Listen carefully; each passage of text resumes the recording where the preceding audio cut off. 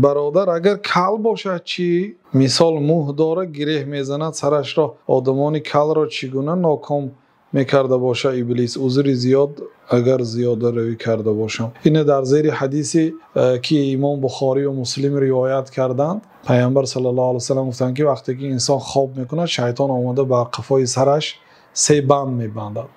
این شرط نیست که انسان موی دارد یا موی ندارد. این مثال های معنوی هست.